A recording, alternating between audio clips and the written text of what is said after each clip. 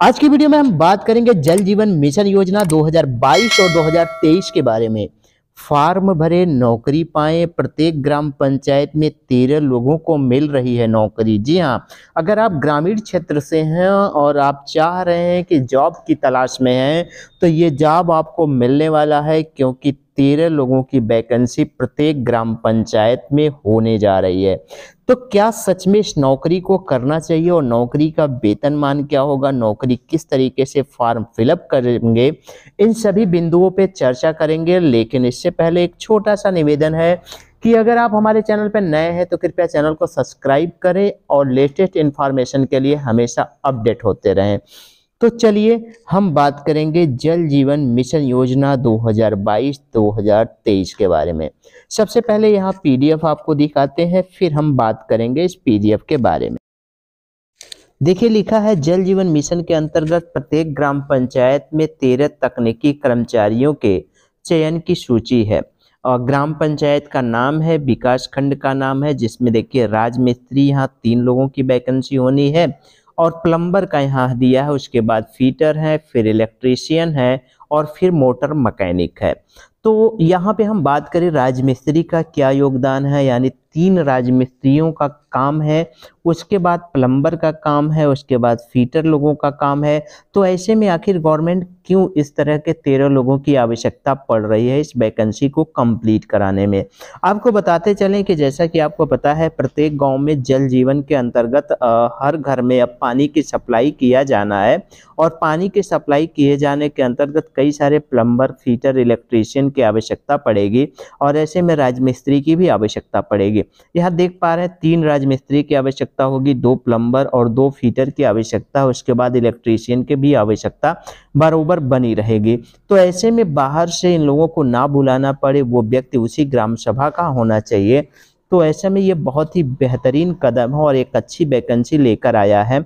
और ऐसे में जो वैकेंसी होगी वो ग्राम प्रधान के माध्यम से की जानी है, यानी गांव का प्रधान जिस व्यक्ति को चाहेगा उसे ऐड करा सकता है। चूंकि इसमें देखेंगे कि सचिव का सिग्नेचर होने वाला है, चाहे वो मोटर मैकेनिक हो या पंप ऑपरेटर हो, ग्राम प्रधान का सिग्नेचर होगा, मोहर होगा, यानी ग्राम प्रधान और सचिवों के मिली भगत से इस वैकेंसी को कंप्लीट कर लिया जाएगा।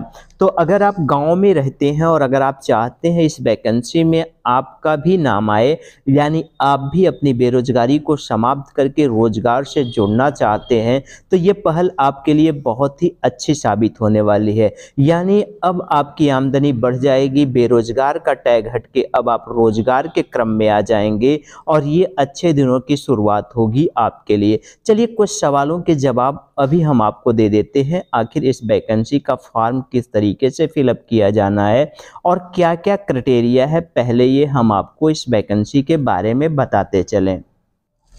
फॉर्म भरने की जो प्रक्रिया है वो फॉर्म जो है ग्राम प्रधान द्वारा और सचिव के द्वारा उपलब्ध कराया जाएगा। यानी उस फॉर्म को अपडेट होने के लिए या फॉर्म जैसे ही आए आपको जानकारी मिल जाए तो उसके लिए आप अपने ग्राम प्रधान से संपर्क कर सकते हैं।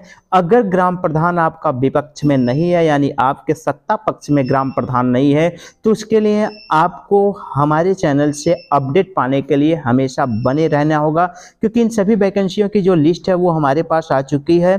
लेकिन इसमें क्राइटेरिया क्या क्या है, चलिए पहले ये भी हम आपको बता दें। इस क्राइटेरिया का जो मापदंड है वो अभी स्पष्ट रूप से तय नहीं किया गया है, यानी हाई स्कूल इंटर पास के बाद क्या इसमें आईटीआई या टेक्निकल डिग्री चाहिए।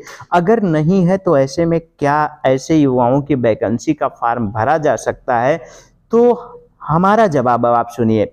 फॉर्म भरा भी जा सकता है, क्योंकि पिछले सत्र में जो ग्राम पंचायत सहायकों की वैकेंसी हुई है, आपको पता होगा कि ग्राम पंचायत सहायकों की जो वैकेंसी की गई थी वो एक संविदा वैकेंसी थी, बट उसमें टेक्नीशियन यानी एक तरह से कंप्यूटर ऑपरेटर की वैकेंसी थी।